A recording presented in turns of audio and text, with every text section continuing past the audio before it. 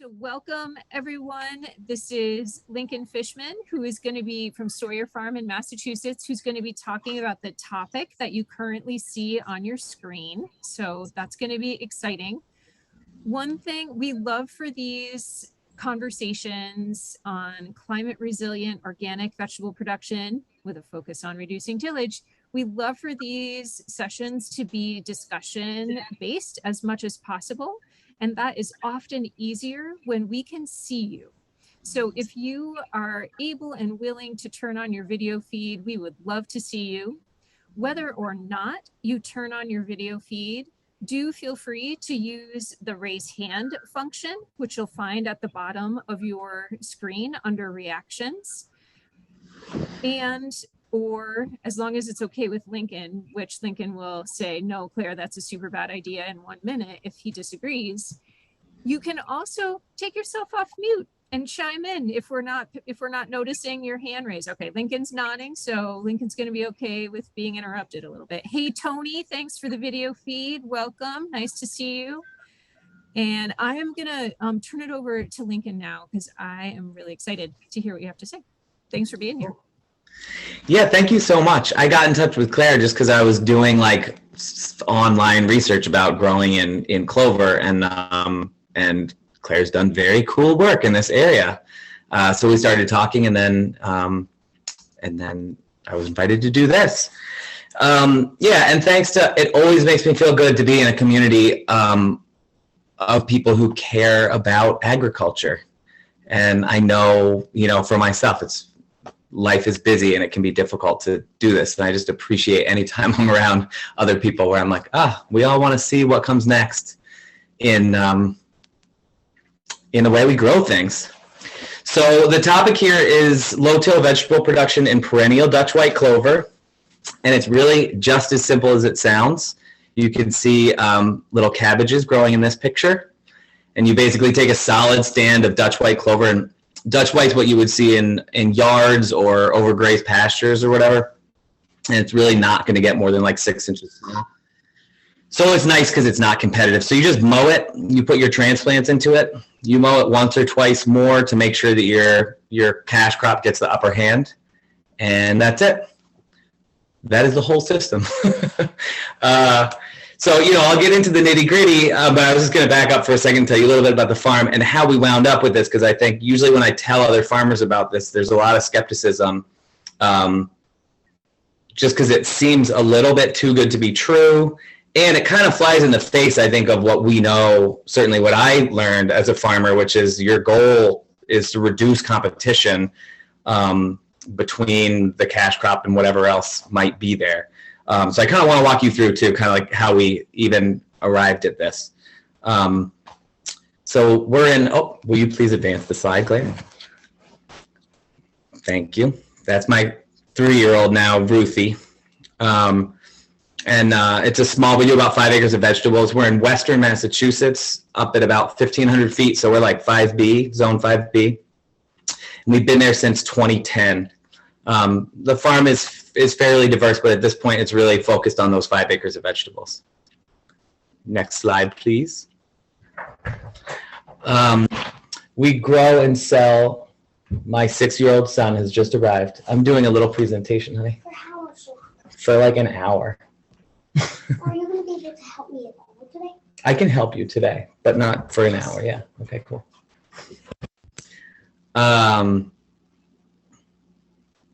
What we grow and sell must be what I'm talking about. Yeah, so our focus really is on storage crops. We do everything that we sell in our farm store and we wholesale, but we are in a really rural area. It's hard for us to move large quantities of perishable stuff like cherry tomatoes or something like that. And we do focus on year-round sales. So carrots and onions and beets and potatoes, cabbage, that accounts for most of our acreage. And then a couple of years ago, we got a license to grow hemp, and now we have our own little farm to bottle CBD company. And hemp has been very useful in allowing us to experiment in this system. Next slide, please. Thank you. So From 2010 to 2019, this is kind of what our farm looked like. We've used draft horses. Last year we bought a tractor for the first time, and I'll kind of get into why. It has a lot to do actually with this Clover system and no-till in general, which is kind of too bad. But I now think of what we were doing as like a tillage-based system with sustainable apology practices. Like I felt at the time that there was really no way around tillage, but I knew it wasn't a good thing to be doing for my soil. So when I think about it now, it's kind of like, well, I would abuse the soil in the spring and turn it and move it, and do all kinds of nasty things to it. And then I would say sorry by putting compost down and then being really serious about cover cropping. And, I took this picture in 2018, and I probably was feeling really proud of myself when I took the picture because I'd had this OP cover crop that was winter killed, and it looks like I had done a sort of minimal amount of disking to shape these beds. I don't know what we were planning on putting in here. But that's basically what the farm, that's like one little piece there, but that would, I'd repeat this pattern basically on all the acres as we went through it. So at that point in 2019, I definitely heard of no-till, but I felt like it was for home gardeners or around us. Like there was some farmers doing tarping, but it was really for high value, they were closer to urban markets, higher value stuff. And I thought, like, I did not give no-till much thought at all. Next slide, please. That's Leo, who's 6 now, the little boy who was just in here chatting. In almost exactly 2 years ago, my cousin Yupity got COVID really early on. She was hospitalized, and I went to live. I quarantined with my cousin. She's my cousin's wife. I quarantined with my cousin. And Yupity and I had a long history of discussions about the farm. She was born in Thailand and was a devout Thai Buddhist. And she was really disturbed by a lot of the practices on the farm, in particular like beef, pork, and chicken. But even like squishing Colorado potato beetles, And I think we both enjoyed the conversations, but my perspective was always like, I don't know, you want to eat, like, it is what it is. Life is death, and like there are some necessary evils there, and it just, I don't know how else to do this. And while she was in the hospital, I was living with my cousin, like her voice got into my head. I was able to really open my heart to what she had been trying to teach me and not be defensive about it. I did not think that was going to happen. I was able to hear her for the first time, and I started to really, really think deeply about what we were doing, and just even the phrase I had used, necessary evil, just started to seem like, how can there be a necessary evil? And I can't really explain like the way that, I mean, we've always tried to farm the right way. I've always kind of felt that way, but something very fundamental shifted, and she was intubated for 31 days and then she died. And in the aftermath of that, I promised myself I wouldn't let go of that, of what I had learned from her. I did not think I would feel all these feelings so strongly talking about it right now. Thank you for bringing your feelings, Lincoln. We are here with you. Thanks. Yeah, so that season we just jumped in with 2 feet in a way that I don't think we would have otherwise, and we were just fully committed, like all of a sudden off the bat, to doing things totally differently. Can we have the next slide, please? So, yeah, we did a lot of experiments. This was a kind of modified transferred mulch system, and it was very successful in a lot of ways. We also did tarping, and we did rye. I think we can do the next slide. And this, was it Dylan? Was that who presented last time. I love that this that you had, Dylan, and so I made my own here. We didn't do deep compost, but I included it because I know that around here, and it sounded like in the call last time, a number of people are doing it. So these are some of the things that I think about. I'm not going to go through the whole thing. It would take forever, but you know, labor, what's the upfront cost versus the ongoing costs? Rotation and flexibility to me means, like, rye is an example of, to me, on our farm, a very inflexible solution. So I have to have somewhere I can get it established in September, even though the field is still full. And then it's not ready to roll until after most of my stuff is already in. So that's kind of what I mean by rotation and flexibility versus, let's say, the deep compost where you're like, oh, I could put this in that bed, that in that bed. And some of this is about how much do you have to stick to the plan you made in January, and how much can you respond to markets and stuff as you move through the season. Scalability is important to me because even though we're a very small operation and there's a lot of solutions that might work at our scale, we're putting so much effort into experimentation, and it's valuable to me to be part of conversations like this. And so my ideal system anyway, you know, would work at a 1 acre scale or a 100 acre scale.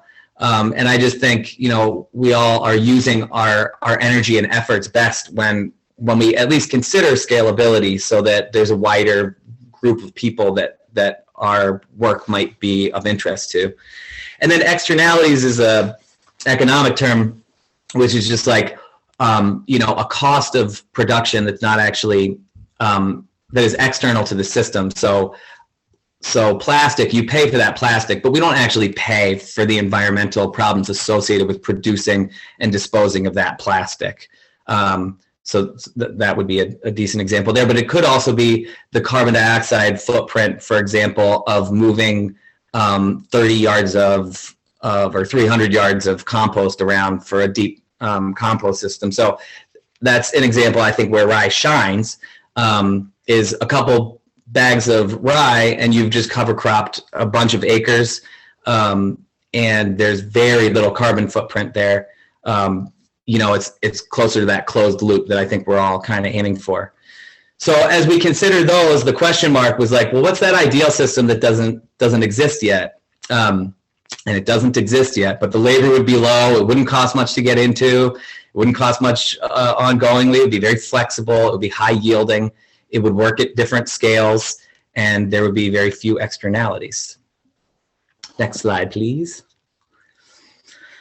So our attention kind of like focused in on something that we had already been doing a lot of, which was undersown Dutch white clover. This is kind of where we wound up with our cover cropping scheme in the tillage days. The way that worked on our farm is the normal spring tillage and then a bunch of cultivations, and then we would go through with like a chest, just like an Earthway broadcast seeder on your chest, and our rows are about 500 feet long, so about a pound of clover down that whole row. Which is an incredibly over-the-top application rate because it comes out to like, I don't know, 30 or 40 pounds per acre. But at our scale, I just want it to work every time. And so for an extra $50 an acre, sure, I'd rather overdo it. And I always recommend to anybody who's interested in trying undersowing clover not to look at a recommended application rate and then at least quadruple it. The difference is pretty small in terms of dollars. And then, so we're doing that in July, and then that makes this beautiful full carpet by mid-August or maybe even earlier. And then, you know, it eventually dies back, and it's one of the first things that's green in the spring. I liked it because I could terminate it really easily. So if it was going to be onions, for example, I could get out maybe around this time of year as soon as it's dry, and I could actually kill it with 1 or 2 diskings. And then if you want to wait, it plows beautifully. It's just like, it's the really nice, easy flip on the clover, more so than almost anything I can think of. And it lends itself to a very shallow skim plowing also, so that there's less disturbance. It worked on almost everything for us except for storage carrots and beets, and then obviously baby greens and things like that. The storage carrots and beets is just because by the time they're big enough, that you're going through in broadcasting, it's too late in the season for the clover to get established. It does want to be established in August if it's really going to be winter hardy. So where we were at with the undersown clover was like it's in there in July. It's not terminated mostly until May. So that means it's only not in the field for 2 months. But it takes a lot of work. You establish it, you kill it, you establish it, you kill it, and you're never really getting the full benefit either of nitrogen fixation or just like beneficial symbioses with mycorrhizae and stuff, because this crop, you're never letting it really reach its full potential before you kill it again. So we were like, can we do this? Next slide, please. Could we just do this without terminating the clover at all? And what we liked about the system theoretically is that the labor is pretty low because there's no weeding. There's a little bit of mowing instead. The upfront cost is medium. At this point, we're into it with a no-till transplanter and some like a variety of mowers that I'll describe. But when we started on the like a 1/4 acre scale and even up to an acre scale, we just bought like a $50 lawnmower on the side of the road and like a $15 bulb auger. So I think that upfront cost could vary. For us, it was $65. The ongoing costs are very low. Pretty decent rotation and flexibility. I wrote medium because it's never going to work for carrots or something like that, obviously. So there are crops that just don't fit in the system. Very low externalities because it's just a couple pounds of clover seed, and it persists, as I'll explain more, for at least 4 or 5 years. We think it's really scalable because you could just put clover on, I don't know, 50 acres. I don't know why you couldn't. And the yield is medium. I mean, that's part of what we're working on. There's certainly a yield drag because of the competition, but we think there's ways around it. Next slide, please. So 2020 was a 1/2 acre of cabbage and hemp and squash. Cabbage did great. Hemp did great. Squash, not so much, but we also put it in late. It may be that it doesn't do well in the system because it's really shallow rooted, or it may be that I just made a couple rookie mistakes. Last year, sounds like it wasn't wet for you guys. We got 16 inches of rain in July, and the tomatoes and peppers in clover did very poorly. On the other hand, so did the tomatoes and peppers in the transferred mulch system. We didn't, and anywhere else they were. So that was kind of a lost year in terms of data. But the cabbage and hemp actually did well, again, relative to the other cabbage and hemp that was growing on the farm. So this year we're going to do 2 acres and just expand it out with other late brassicas, not just cabbage, and give squash a go again. We think that like some of those white cucumbers might work. Green cucumbers you won't find in the clover. We're going to try some on a trellis too. Peppers, tomatoes, beans, and we're going to try direct seeding field corn and dry beans. I don't have high hopes for direct seeding in this system, but it is worth trying. Next slide. Next slide. So this is kind of what it looks like. That was the first picture. I'm really bad at taking pictures, so I've got we've been doing this for 2 years, and I have 4 relevant photographs. But this is what it looks like 2 weeks after transplanting. The first year we did it, we were like, well, that's obviously a failure. You can't even really see it there. And then on the next slide, you'll see it at harvest.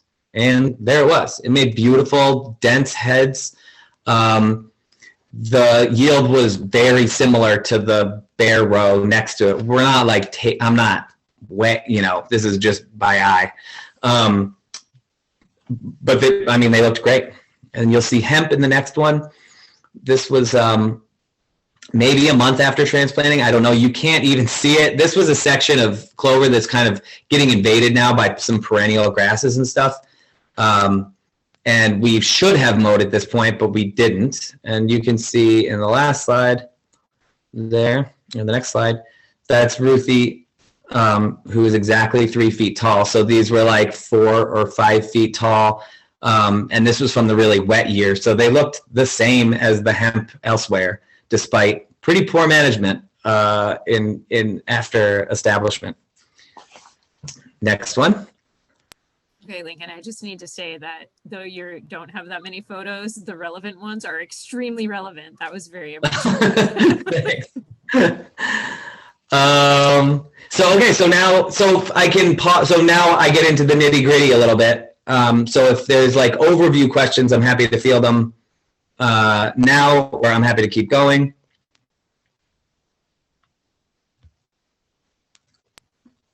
I'm going to keep going, I think. All right. Yeah. If anybody can feel free to raise their hands, write questions in the chat, etc. Yeah, or just talk is fine. I don't mind at all. Great. So here's how here's the like sort of in-depth like what we've arrived at for our system kind of. So there's the critical step is this pre-plant mowing. On the day of transplanting, not like a couple days before transplanting, like on the same day as transplanting, because clover is growing aggressively at this time of year. We mow it close, and then we come back with a weed whacker and actually do like a narrow band right where the transplants are going to go that's aggressive. So you can see a little bit of dirt. I mean, it's supposed to be very low, and you're really trying to get that clover to sit still for a little while your crop gets established. And then, so 2022, sorry. What we want to do to make this system more efficient and more scalable is experiment with different mowers. We are getting a more heavy duty, just regular push mower that hopefully can deal with a little more height to the clover, because sometimes it gets clogged and it's irritating. We're going to get one of those weed whackers that's got like is on wheels. Also, just so I can pass it off a little more to different interns. It gets, for a lot of people, it's pretty uncomfortable. I mean, and for me too, it's pretty uncomfortable after a little while, and it's slow. So it'd be really nice if we could come up with a kind of a better solution for what the mower looked like. Possibly a flail mower set so that it's almost at the soil surface would do a good job. That's an expensive one. We got a drum mower from a grant this year. I'm feeling like that might work, but I don't think it's going to get quite low enough. So this is one of those things where you're like, if you want to design a new thing, the equipment's not necessarily out there, or maybe it is and I don't know about it yet. But in any case, the weed whacker, certainly on like a couple acres, the weed whacker is completely doable. Next slide, please. For transplanting, we just put a bulb auger, which is, they sell them like at any garden store. It's for putting like tulip bulbs in your yard or whatever, and it just goes on a drill. So you bring your cordless drill and all the batteries you've got on the farm out with you for transplanting, and it's quick. It only takes a couple seconds to make a hole. And we've done a variety of pot sizes. They sell a variety of sizes for these bulb augers. You're going to need the hole to be bigger than the plug, obviously. So one person does this. One person has a bucket of compost behind them, throwing just a handful in each hole so that the person who's transplanting has a little bit of material to work with.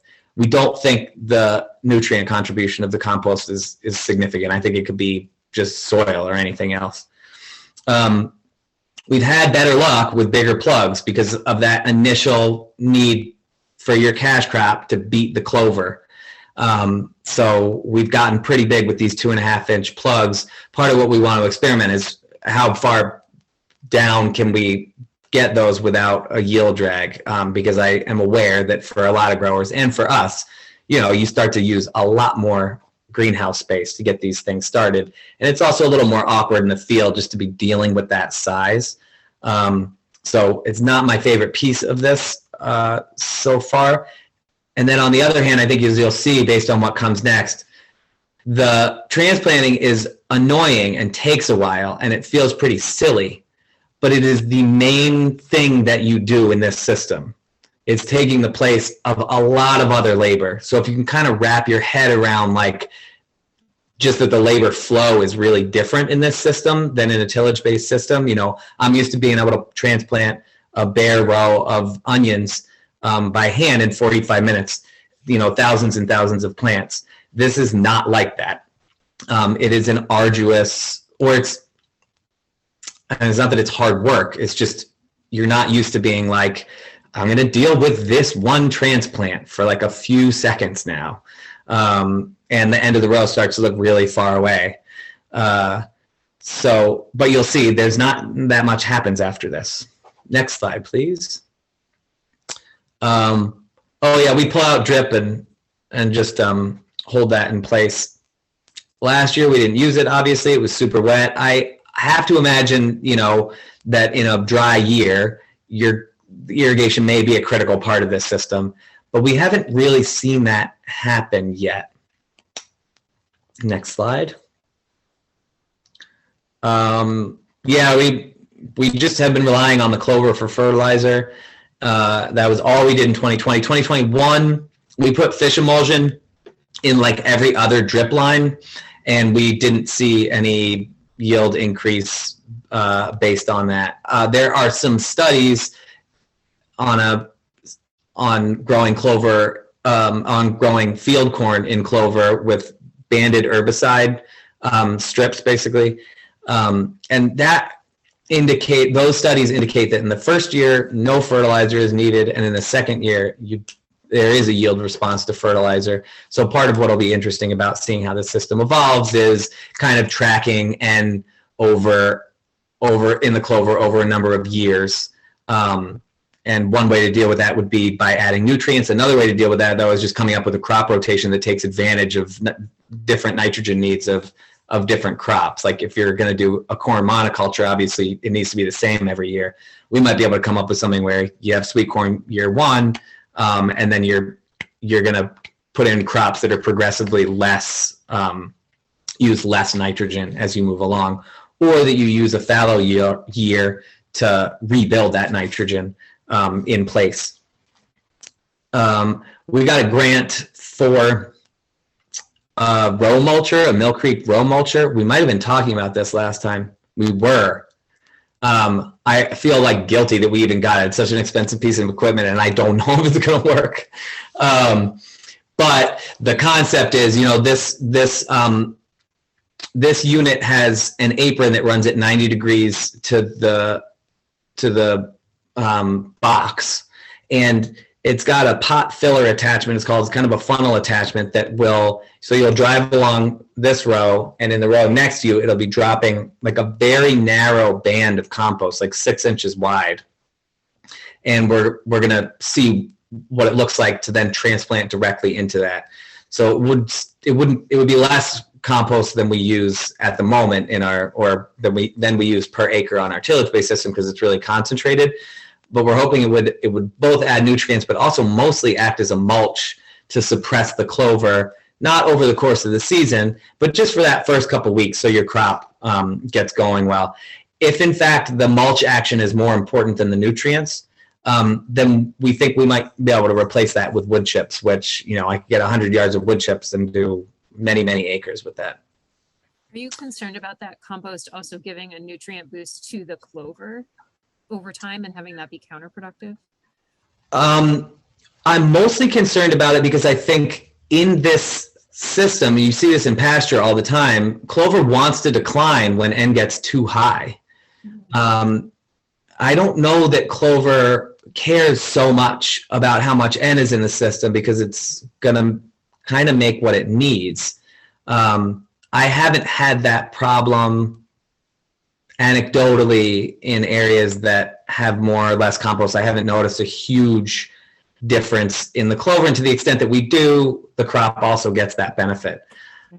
So yeah, my real concern is that we might actually be encouraging grasses and other perennials that do not fix nitrogen to get the upper hand as the nitrogen profile increases in the soil. Next one, please. Yeah, this is kind of boring, but I don't think I need to get into it. Basically, our spacing on crops is just our old spacing. We did one, and that first year we put things much further apart for some reason, thinking they'd need more room, but that does not seem to be true. And to some extent, I think actually having crops canopy sooner suppresses the clover a little bit, and so there may even be a benefit to closer spacings. But basically, we're sticking with what we're not doing anything different. I don't need to tell you about the rest of that. It's kind of obvious, I think. Next slide, please. All right, so the transplants are in, and you come back about 2 weeks later. The clover is now regrowing pretty aggressively, and we just mow it with a lawnmower. You run up and back on both sides, and then somebody's got a weed whacker and maybe gets a little bit in between the cash crops too. It's not like, it doesn't need to be precise. It's just you're just trying to give your crop the upper hand. There are very few annual weeds. There's basically no annual weeds. And so there's no need for hand weeding.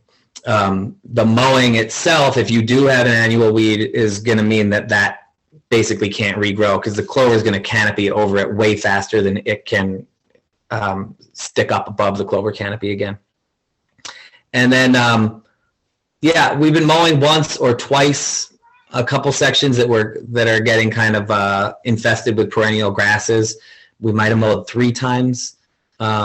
It's not a particularly arduous process, and if you have a good podcast, it's kind of pleasant. Next one, please. The last pass is post-harvest, which when we get to it, brush hogging the residue has been smart, because it puts that stuff on the ground so it can decompose, and it's opening up, especially with cabbage, it creates a kind of like dead zone of clover, like a circle of where the clover hasn't been growing now for months. So if you can get those big base leaves away from that spot, you'll get the clover, filling in really nicely. Next one. Yeah, go for it. That sounds awesome. I'm still doing that. Oh, nice. Stand decline and renewal. So yeah, in year 3, we're seeing some perennial grasses. Even though we've only been doing this since 2020, we actually had a nice pure stand of Dutch white that had been oversown that I was kind of fallowing. So we have 5-year-old clover at this point. That was 4 years old last year, and the grass pressure was not insignificant. It was probably like 20% of the stand. We did hemp there just because it's such an aggressive crop, and it did fine anyway. You saw that picture. But I wouldn't have done cabbage or something smaller. So the plan is, at that point, once the stand is declined, we plow it up, use that as an opportunity to grow our carrots and stuff, and then we'll need to follow those carrots with rye, and then undersow clover into them the following spring, and that'll get established in time for late brassicas.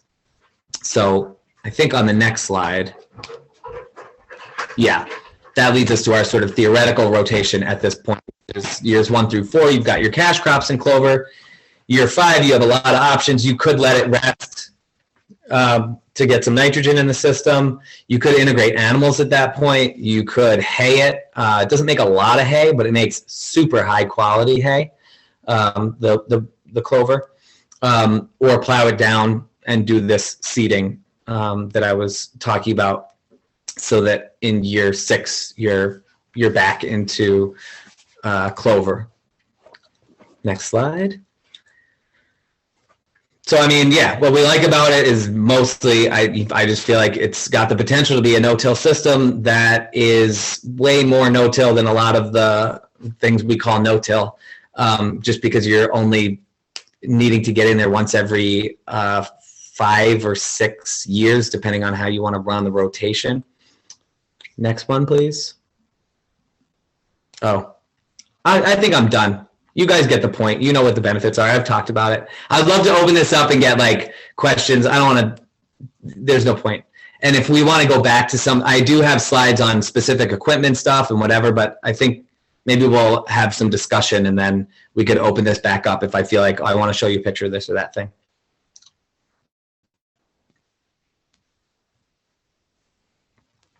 All right, so I stopped sharing to open up that conversation a little bit.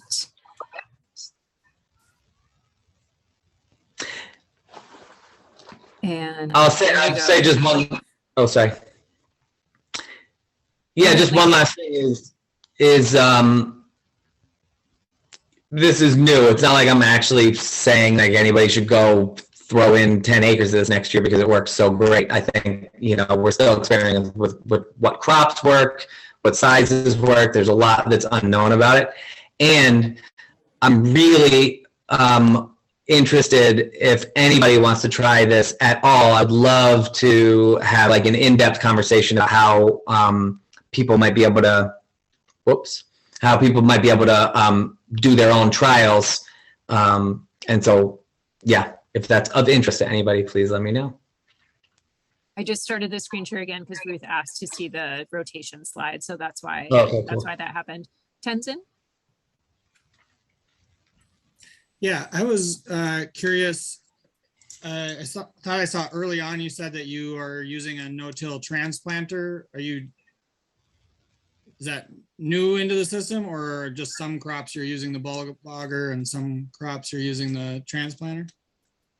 Yeah, so we started with the bulb auger because it was like, this is such a crazy idea. The last thing we needed to do was spend money on like a piece of equipment. And we don't need, at our scale, we don't need a transplanter for, if we're going into bare soil, we just do it. We have a good system for it and we're fast. We then, over this last winter, felt like, well, if we're going to scale this up at all, there needs to be a no-till transplanter, because really the bottleneck in this system is just getting the transplants in. So I just got one through a grant that it's not even on the farm yet. It's a mechanical transplanter, and it's the finger type. So it accommodates a wider variety of plug sizes than the carousel type. I actually bought in 2020 the no-till attachment that goes on the mechanical transplanter. So it's just the residue cleaners, the coulter, and the ripper that kind of mounts on in front of that unit, and it's not good.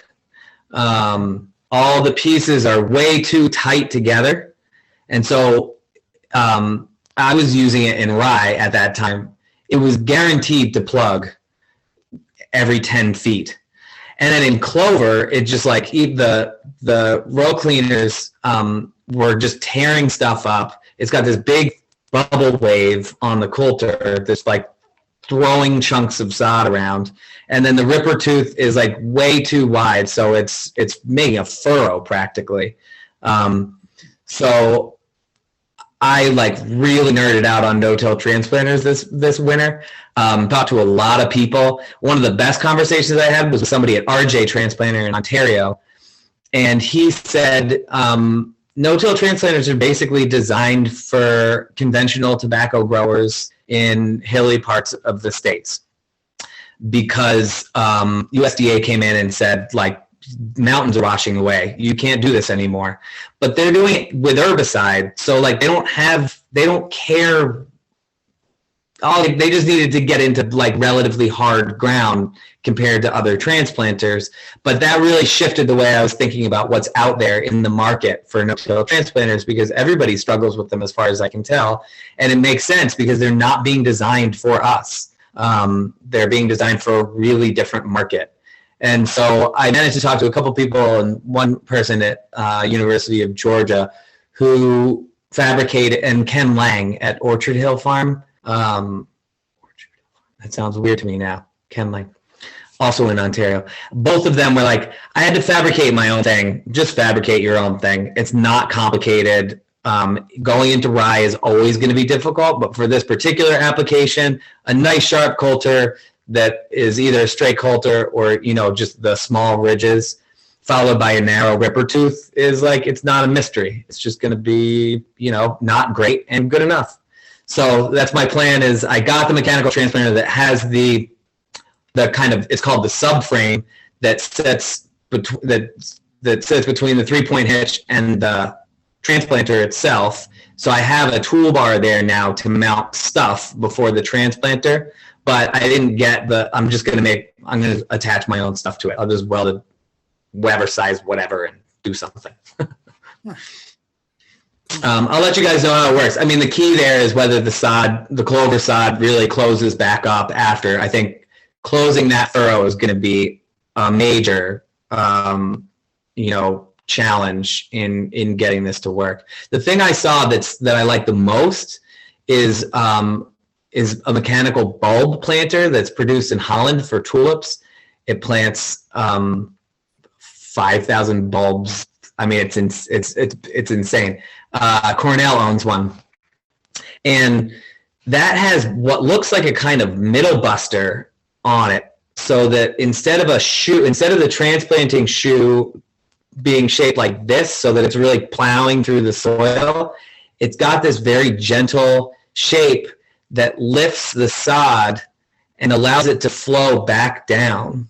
And it's much more of the zipper effect that we would want to see in a no-till transplanter. And it kind of makes me think that the entire design for no-till transplanters is wrong for organic farmers, because they all create this decently wide zone of disturbance exactly where you don't want it, where it's going to be hardest to weed. And so I'm really interested in this idea of uplift, where you're giving this soil somewhere to be for a minute as your transplant gets set into basically a gap under that soil, and then you're just gently setting it back down.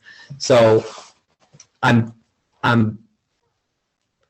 it's a fabrication job that's beyond my pay grade, but it would be really cool to take basically their shoe design and move it onto a vegetable transplanter.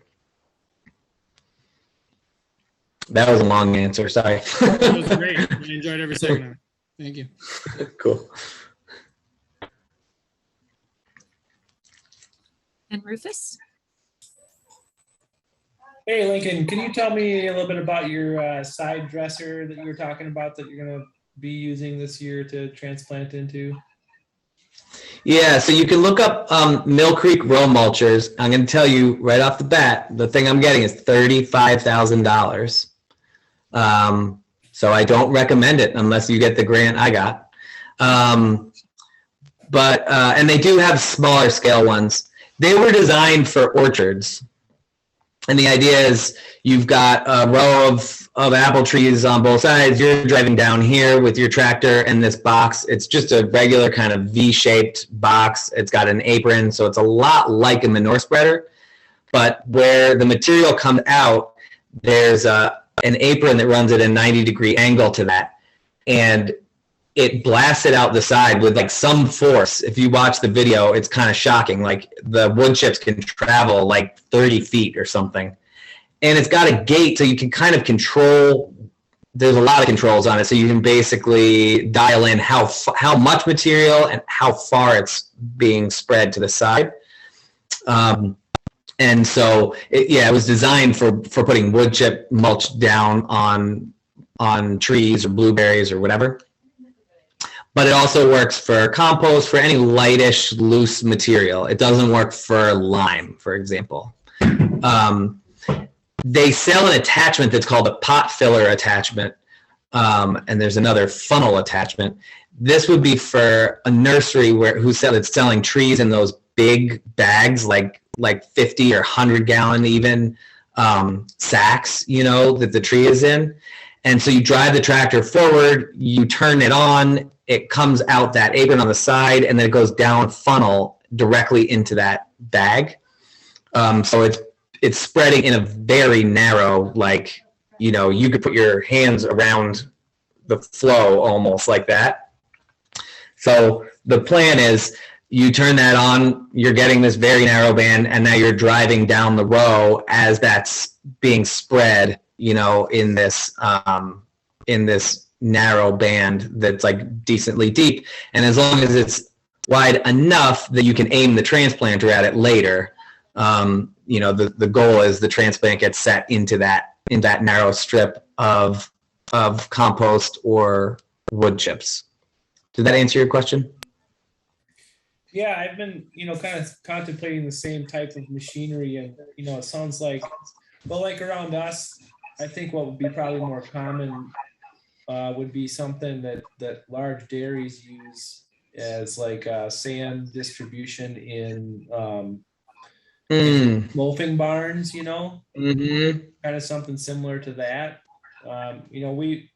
We've got no-till compost beds, and right now I'm using my skid steer to build beds, but I'm like thinking it'd be pretty cool to have like a side mounted, that I could attachment to the skid steer, that would do that same thing basically, and maybe because those things are in dairy operations, they aren't as specialized and therefore expensive. Maybe, I don't know. I haven't really looked that up, but Yeah.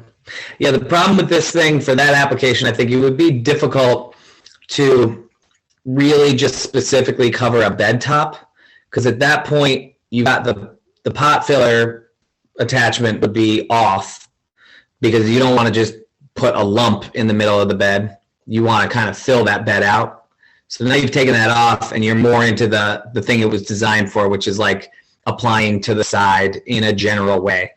yeah. If it's wood chips and they only cost a couple bucks a yard, or you got them from the tree company or whatever, it's not the end of the world if 10 or 15% of them don't end up exactly where you want them. If it's compost, at least on my farm, that would be an unacceptable amount of compost getting blasted into places I didn't need it to be. So I don't know that it would be the right machine. It could be, picturing kind of like, the stop on like on a tedder, just that the fabric curtain kind of thing. It could be that you fabricate something like that sits out to the side, so it kind of stops the compost that was going to go beyond the bed, and it drops off that. But the problem is this thing's too expensive to hope that it works. Right. But I'll let you know if it doesn't work for me. I'll sell it to you for Yeah. $34,000. Lincoln, Thanks, Lincoln. Peter's asking what grant you got. I don't know if you guys had it or not. This was through the Food Security Infrastructure Grant. Was that federal or state? I do not know. I don't know, Peter, if that is ringing any bells for you. What was it again? Food Security Infrastructure Grant, FSIG. The cycle's certainly over for this year. But there's a number of things that I think this machine could be useful for on our farm. And it's not just this Clover system. It's also some of our, permanently mulched beds. It just handles a lot of material. So we're increasingly needing to expand onto other properties. One of the reasons we're giving up the horses is because as we expand production off the farm, it's gotten really wacky trying to move the horses and their equipment around town. You can spend half a day just getting ready to bring them over, put the cultivator on the trailer, bring the truck and trailer over, get the cultivator off, drive home, get the horses, hook them up, bring them over, hook them to the cultivator, cultivate for 45 minutes, and then spend another hour bringing all the stuff home. So anyway, part of the justification for this piece of equipment is I can also load it with compost or wood chips or whatever at the home farm and move large amounts of material around. And so that was the justification for the Food Security Infrastructure Grant. Rue did a little research, and it looks like it's a Massachusetts state grant program. So that is it? Maybe, according to that research. Yeah, I mean, what I've seen around here is just I'm sure you've thought about this. I doubt that this is something new, but a couple farmers around here have basically built big plywood boxes on the back of PTO manure spreaders in various shapes and sizes that just channel that compost where they want it. And the best designs I see have kind of like two boards like this that have there's some holes, so you can kind of like, as you go, you can adjust the spreading width, in or out, so that it's really filling your bed nicely. And people are doing that with like scrap from the, you know, it's like $100. It's not like if you own the spread already. Mm-hmm. Rue? Yeah, I think Green Things Farm Collective has an example of a spreader that they modified in that way, and Farm as well. So those would be two farms to check out if people are interested in other designs that people have used a little closer to here. Great. Peter has another question in the chat too, for looking for the name of the Dutch bulb transplanter.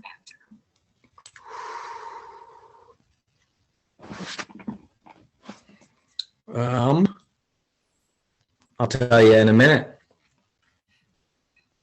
All right. Yeah, Peter's into the equipment ideas. Happy to hear more equipment ideas also. More equipment ideas. Okay, we can get, if we run out of other things, we can do that.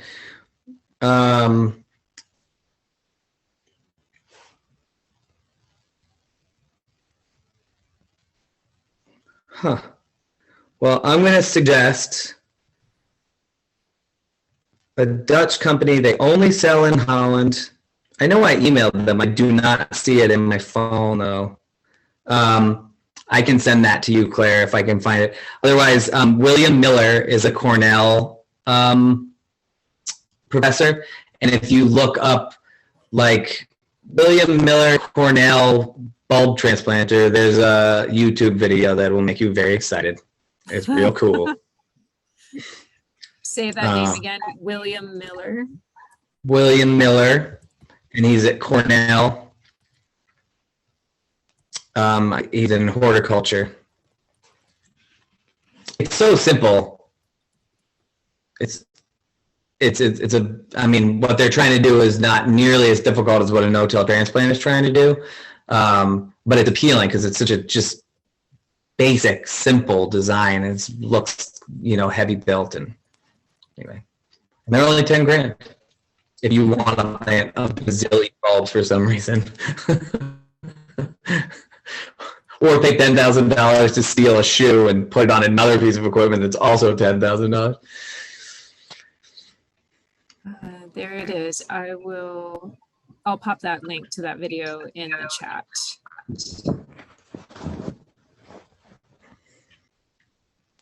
Go for it. Not to change off of the machinery topic, because I'm happy there too. But I had some questions about, you were talking about establishing or reestablishing clover, planting rye in the fall, and then getting clover on in the spring. Can you go into a little bit more detail about that? Because I think for me, that would be the first chance I would get to trial this on the farm, and it might solve some of our late brassica problems anyhow. Cool. Yeah, Claire, would you mind opening the thing again? I've got a few slides on it, not far from where we ended. And Tenzin, jump in if I'm not addressing your specific case as I go through these. I was busy watching the bulb transplanter for a moment. Sorry for my. It's pretty sweet. It's really it's hypnotizing, isn't it? Let's go ahead. Like 10 or 20 slides even. More.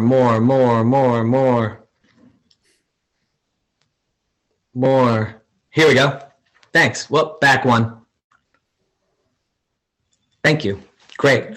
So these are the 4 methods that we've used. There's the undersowing into cash crops, frost seeding into winter rye or whatever, any other, thing that survives winter, incorporating it into a winter kill cover crop cocktail, and just a regular spring planting. And if you go forward, Claire, I kind of have a little bit of info about each one. So yeah, undersowing is the main thing that we do.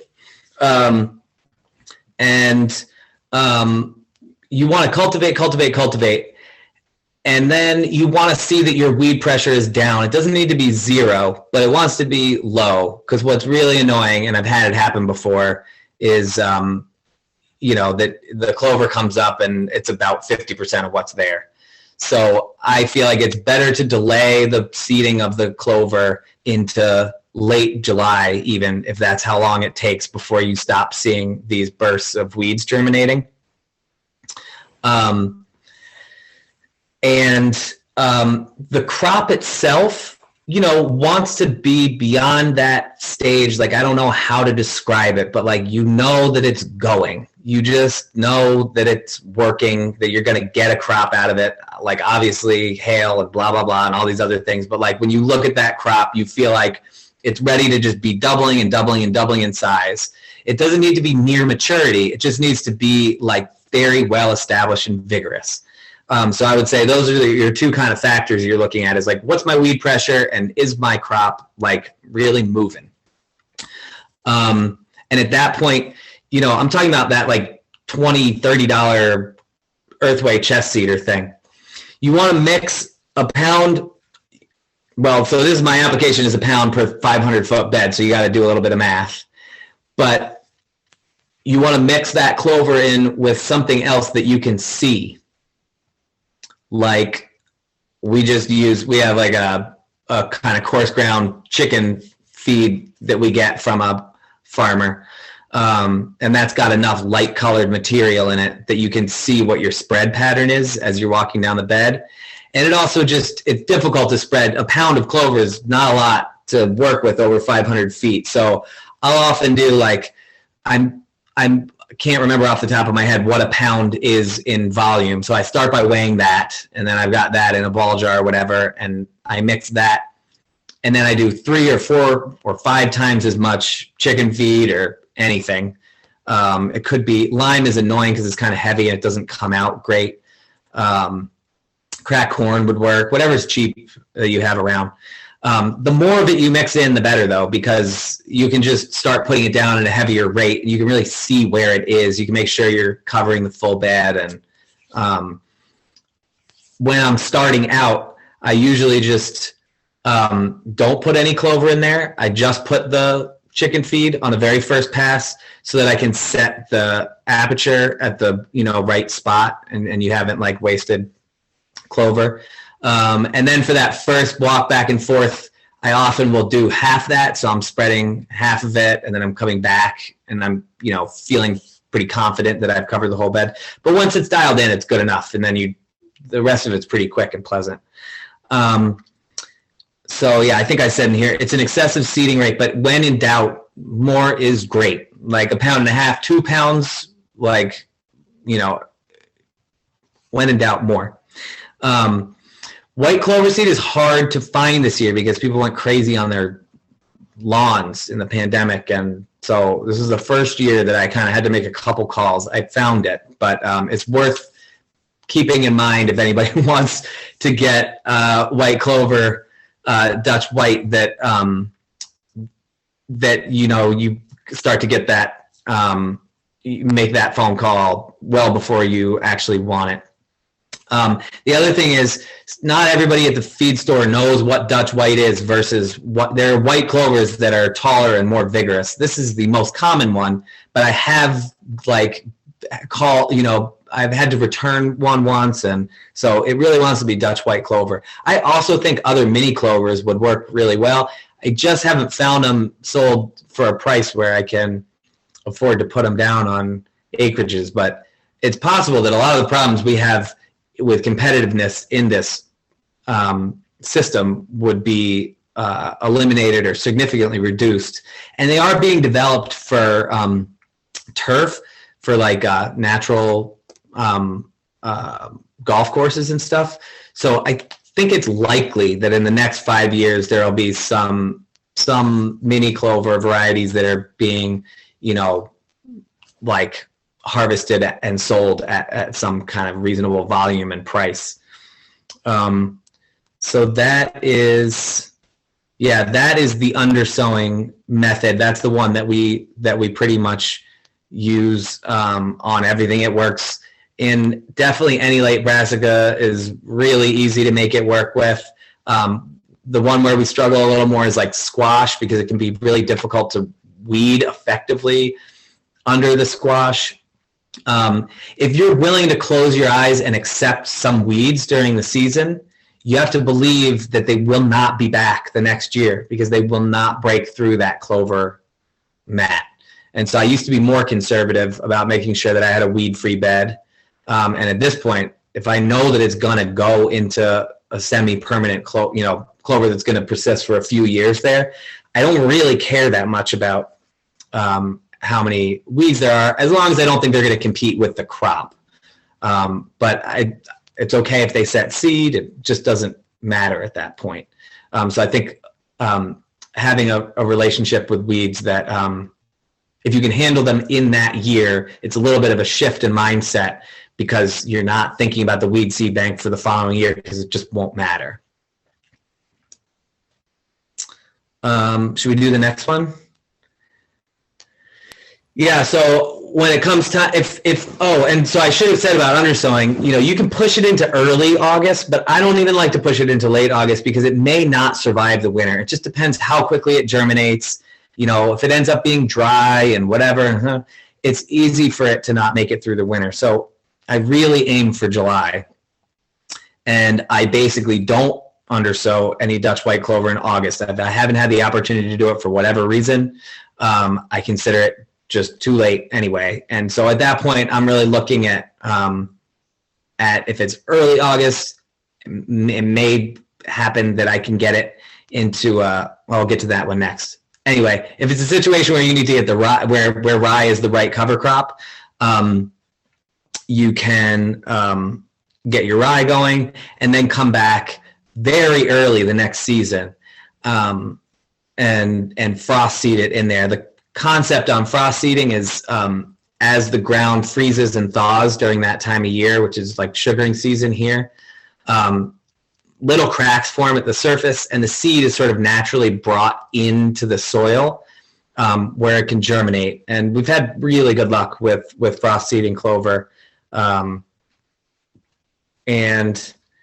yeah, we're often doing it on larger areas. It's not like beds anymore because it's not undersowing. So I do reduce the seeding rate a little bit. But again, there's no point unless somebody here is considering doing it on 10 acres or whatever. I just think the money's it's not worth it. The clover comes up under the rye canopy. And so we've used this before. We've actually crimped the rye and the clover grows up slowly through the rye. You transplant into the rye or whatever, and then the clover slowly emerges and you have a mat of clover and you don't have that early competition between the clover and your crop because the clover is being suppressed by the rye residue. So that worked well. We're also going to mess around with just the idea of actually mowing the rye a few times, which won't kill it, but it'll let sunlight get down to the clover so that we might get more vigorous clover growth. I think that's a pretty specific situation where that would be worth doing. The next method for establishing is a late summer seeding. So I wrote, we believe this is the best method. I'm like, do we believe that? We haven't done a ton of this, but yeah, here I'm saying the cocktail has to be seeded by mid-August. So where I would use this is, it was fallow or it was an early crop. It's been harvested off. And for some reason, that section is bare in August. The clover does awesome when you have like oats and peas and whatever else, daikon, whatever else you're going to put in that mix. That's kind of our go-to mix at that time of year in tillage days would be oats, peas, and daikon. And then if you put clover in there, you get a really cool effect where you can hardly see the clover, but all of the rest of that stuff winter kills, and you have a beautiful stand of clover in the spring. So it's just a sort of satisfying way to do it. I don't know if we believe it's the best method, but it's like there's something really slick about it, I guess.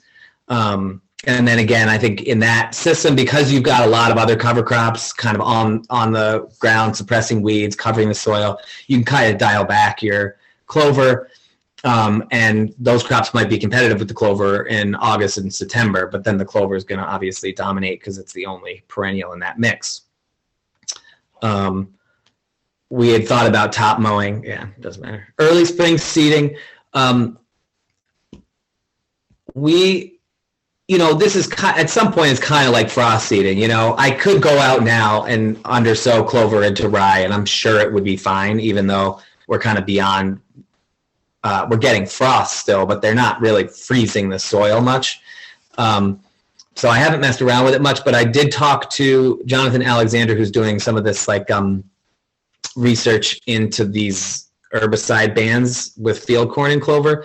They're using Cora clover, which is harder to establish, and so much so that he says it won't compete with nurse crops. You have to get it established as a solid stand. It takes a long time to establish, but it persists for 40 years in a solid stand, which is pretty incredible. If you're thinking about true no-till, you could not till for 40 years, theoretically. And so anyway, this is only an indication. I included this because I think it's an indication that that maybe the frost seeding is built up in my mind a little too much, is the right time to do it, and that you can actually push it further into spring and still do well. And the last one, nope. I like this slide though. I'll talk about it unless somebody has a question. No, are there questions about There are a couple of questions in the establishment? chat. Oh, they're not about establishment Oh, though. yeah. Well, I'll just say this. I'll do this slide because we're on it. I really believe that we don't know what's going to come next in no-till or in agriculture. I mean, I hope that's true. I hope we have enough time as Homo sapiens to do a new thing. And somebody showed me this picture a couple years ago. This is Almeria in Spain. This is all covered in plastic. This is a satellite view. We cover 30 million acres of agricultural land in plastic every year that we pull up and throw away. And I like to think they must have, whoever came up with this in the 50s, people probably said, you're crazy, because plastic's never going to be cheap enough. You'd need to develop equipment to put it down over acres and acres, and you'd have to make holes in it that you could transplant through. I mean, we'd need a whole new machine to do that. And then it's water impermeable, so you need a new system of irrigation to, and it turns out it's a horrible idea, but it's inspiring on another level, because look at how widespread this has become. And I think I certainly can feel kind of trapped by the options that currently exist for us. But they're not good enough. And there's going to be something better. And we need to keep our eye on the prize. And I don't know if it's going to be this Clover thing or not, but I think it's in the zone of ideas that are exciting enough to me to be there's all these problems, but the equipment doesn't exist, blah, blah, blah, blah. And it's not hard to imagine anything good that we come up with will feel like that. It'll feel like it's too heavy of a lift. And it's not. Everything was like that at the beginning. Anyway, that's picture really blows my mind. great, really great, Lincoln. Thank you. Depressing and inspiring, this photo. Right. Yeah. Exactly. I'm looking back in the thing there. Yeah, so we've got two questions. One you touched on a little bit. Any experience with clover in a dry season? What about water competition? Yes, I don't have a lot. I would say, I think our experience so far is that the clover kind of moderates soil moisture. It can help dry it out a little bit through transpiration. It also helps because it's shading the soil, so you don't get evaporation. It certainly didn't dry out as quickly as our bare rows did last year when we had all this water. The bare rows were able to dry out more quickly, which was not a benefit last year, but is a benefit in a normal year. If you're going to get an inch of rain a week, it's kind of what we get when things are going nicely. And so the clover seems to actually hold that water more. However, I think if you had an unusually dry early season, it could be really problematic. So I think May and June, if they were dry and you did not have drip or whatever, or irrigation, I think that there could be some significant competition that would be really problematic. But I can't speak to that. I just don't have enough experience. I mean, our one thought with that, our plan for this year, for example, if that happens, is that we'll just get more aggressive with mowing and make sure that there's just not that much clover there to be transpiring. Great. Yeah. And as a reminder, because I find this fascinating and almost unbelievable, you said that you only mow 2, or if there's a lot of competition with weeds, maybe 3 times a year that you mow the clover, which does not include the pre-plant mowing. There's the pre-plant, then there's one about 2 weeks later. In some cases, that's been all we've done. In some cases, we've done a second or even a third mowing after that. So anywhere between, the pre-plant. So if you count the pre-plant, anywhere between 2 and 4 times. Okay. I'm really curious. There's slides about this, but I don't think, what I'm really curious about is whether a couple of timely pre-plant mowings could eliminate some of the later mowings. So if you think about the worst pasture management techniques you could imagine, which, you let graze heavily, and then right as soon as you get regrowth, you let the animals back in, and then as soon as it regrows, you let the animals back in. So what if we actually did that on purpose to the clover to really set it back, use up some of its root reserves, and encourage that horizontal growth, because it's obviously a lot easier to mow before the crop is in the ground. So I could blaze through 2 acres mowing before I'm planting, in hardly any time at all. Whereas if afterwards you're constrained by needing to mow around the crop.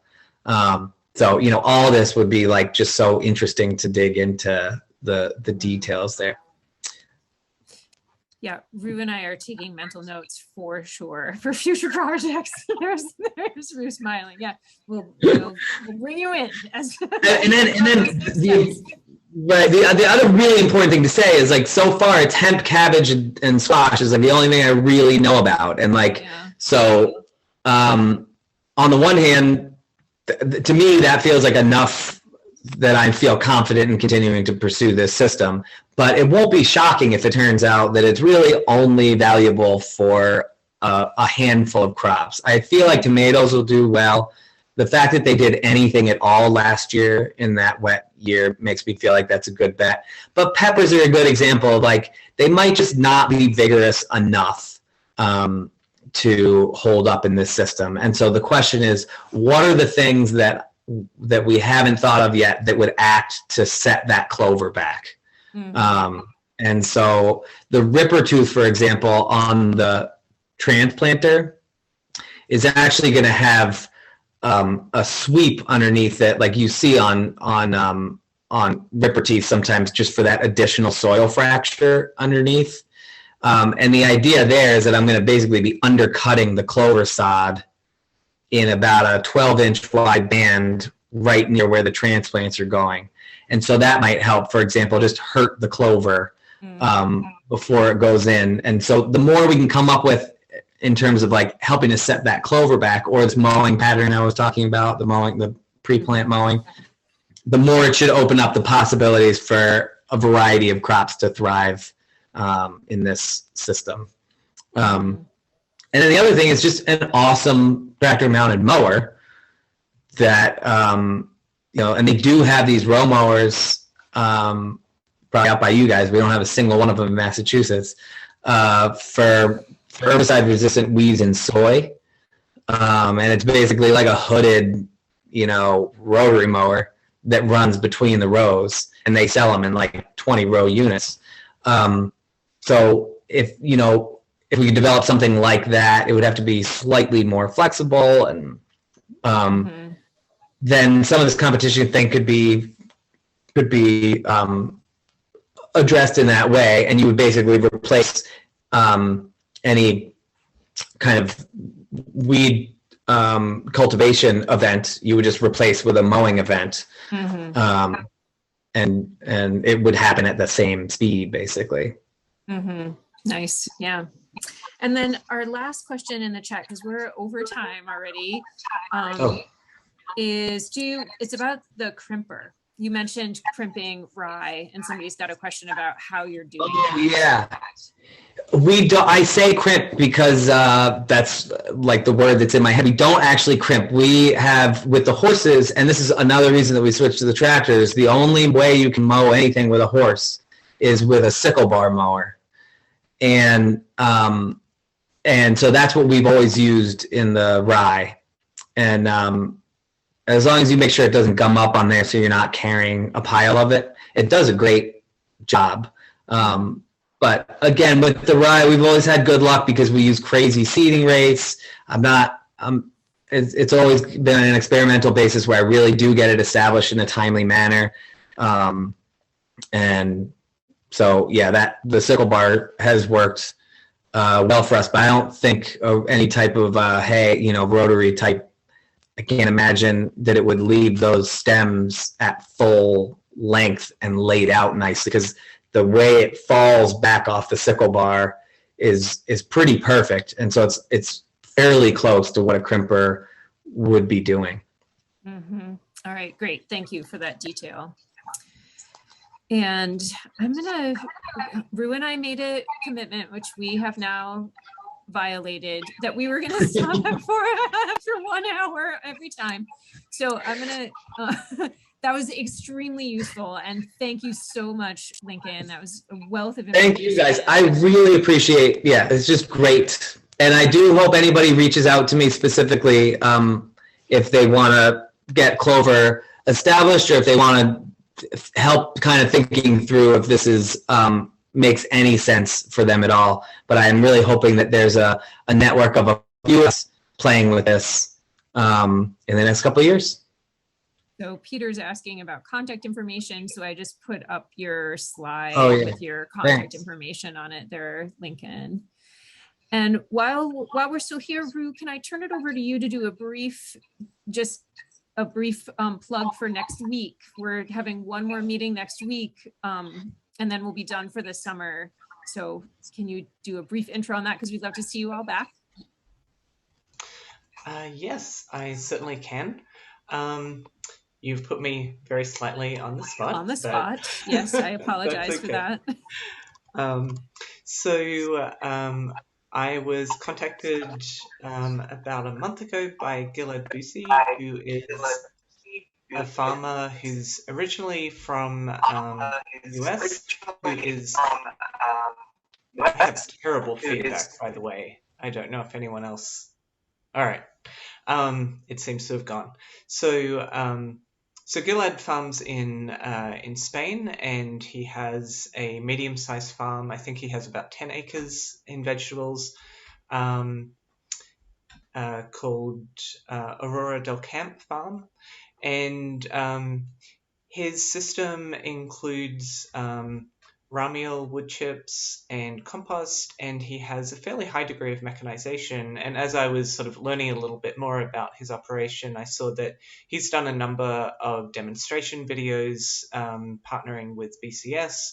And of course, as I think a lot of you know, in Europe, there are a lot more mechanization options for small-scale farms. And so he is going to talk mainly about the ways that he has mechanized his no-till operation. So yeah, that is next week, which I know is a really quick turnaround for us to come back for another meeting. But of course, we will record it again and share it on the website. If you can't make it, you'll be able to catch up. But hopefully you'll be able to join us, because I think that could be a really interesting conversation. And it also, as you know, as I'm talking about that, I want to mention that the small-scale roller crimper that Claire and I have been able to use in our on-farm research was developed by a USDA agricultural engineer, Ted Konecki. And so Ted is still interested in, he's obviously continuing to develop machinery, and he's interested in continuing to collaborate. and will be visiting us in the spring this year. So I think that there are opportunities to do more collaboration on developing machinery adapted to these systems, and that's something that I'm particularly interested in continuing. Yeah, Lincoln. Lincoln? I tried to get a hold of Ted Konecki because he's done so much. Yo, can you not hear me? We can hear you now. Oh, I'm very delayed. Okay, cool. I tried to get a hold of Ted Konecki because he did a lot of this early no-till transplanter work. And I would be so interested to hear his thoughts. I don't know if that's something that could ever happen in this group. But it does seem like he was really early on thinking about all this stuff. I was told by somebody that he was retired, not doing any of this anymore. And I was like, oh, I stopped trying to find him. That's exciting to hear that he's still at it. Yeah, he came to Wisconsin a couple of years ago and brought a bunch of his tools, and we had a couple of field days where they were demonstrated. So I've got some old video on that, which I could unearth. But yeah, he reached out in the recent past, so we can reach out to him. That's a really great idea to have him on here. I think he'd enjoy that too. Cool. That's fun. All right. Thank you, everyone. Really great to see you. Hopefully we'll see you next week, and we'll send out the link to the recording also. And we can relive the cover crop establishment and other. Okay.